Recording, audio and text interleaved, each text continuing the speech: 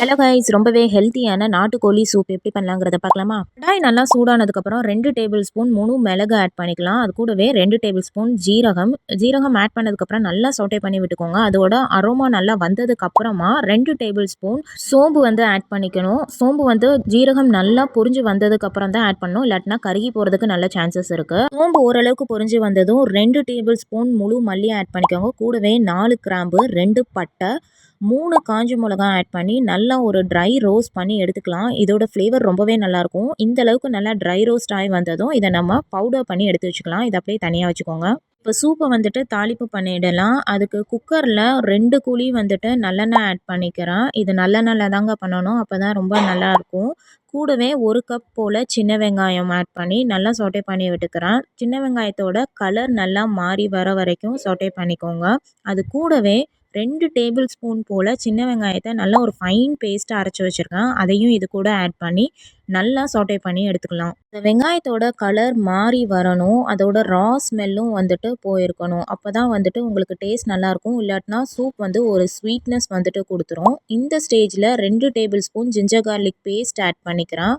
அது கூடவே 1/4 டீஸ்பூன் போல் மஞ்சத்தூள் ஆட் பண்ணிவிட்டு இதை நல்லா சாட்டே பண்ணி எடுத்துக்கோங்க. அதோட ரா ஸ்மெல் நல்லா போகணும். இஞ்சி பூண்டோட வாடை போனதுக்கப்புறம் ஒரு தக்காளி, நல்லா பழுத்த தக்காளி எடுத்துக்கோங்க. அதை ஃபைனாக சாப் பண்ணி வச்சுருக்கேன். தக்காளி ஒரு பழத்துக்கு மேலே தக்காளியை ஆட் பண்ணிக்க வேணாம், ரொம்ப புளிப்புத்தன்மை கொடுக்கும். அது கூடவே கொஞ்சமாக கருவேப்பிலையை ஆட் பண்ணிக்கோங்க. நல்லா சாட்டே பண்ணி எடுத்துக்கோங்க. அந்த தண்ணி எல்லாம் நல்லா வற்றி வருது, உங்களுக்கு இப்போ பார்த்தாலே தெரியும்.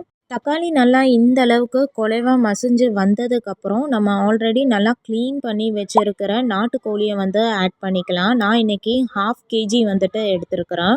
இந்த அளவுக்கு நல்லா சுத்தமாக க்ளீன் பண்ணி எடுத்துக்கோங்க. அதை அப்படியே இந்த மசாலாவோட ஆட் பண்ணி நல்லா சோட்டே பண்ணி விட்டுக்கலாம். ஒரு 3 மினிட்ஸ்க்கு இந்த மசாலாவில் இந்த சிக்கன் நல்லா கோட்டாகி வர அளவுக்கு குக் பண்ணி எடுத்துக்கலாம். இந்த நாட்டுக்கோழி சூப்பு உடம்புக்கு ரொம்பவே நல்லதுங்க. குழந்தைங்களுக்கு சளி, காய்ச்சல், இருமல்லாம் இருக்கிறப்ப கொடுத்தீங்கன்னா டக்குன்னு சரியாயிடும். இந்த ஸ்டேஜில் நம்ம ஆல்ரெடி ப்ரிப்பேர் பண்ணி வச்சுருக்கிற அந்த மசாலா பொடியை ஆட் பண்ணி நல்லா சாட்டே பண்ணி விட்டுக்கோங்க. மசாலா பொடி ஆட் பண்ணதும் ஒரு 2 மினிட்ஸ்க்கு சாட்டே பண்ணி விட்டுக்கோங்க. நல்லா எந்த அளவுக்கு நம்ம பெரட்டுறோமோ அந்த அளவுக்கு மசாலா நல்லா பிடிக்கும். அது கூடவே 1 டேபிள் ஸ்பூன் கல்லுப்பு ஆட் பண்ணியிருக்கேன். இப்போ பாருங்கள், தண்ணி நல்லாவே இருத்துருச்சு. இந்த ஸ்டேஜில் 2 கப் போல் தண்ணி ஆட் பண்ணிக்கிறேன். உங்களுக்கு சூப் எந்த அளவுக்கு வேணுமோ அந்த அளவுக்கு நீங்கள் தண்ணி ஆட் பண்ணிக்கலாம். மசாலா கூட குறைவா அதுக்கு சேர்த்து போட்டுக்கோங்க.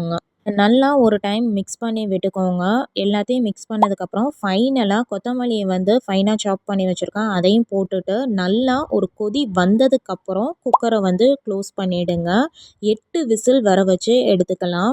ஒரு கோழிக்கு விசில் மாறும். சில இது 8 விசில் ஆகும், சில இது 12 விசில் வரைக்கும் கூட போகும். அதை நீங்கள் பார்த்துக்கோங்க. இப்போ பாருங்கள், எனக்கு 8 விசில்லே சிக்கன் நல்லா பஞ்சாக வெந்துருச்சு.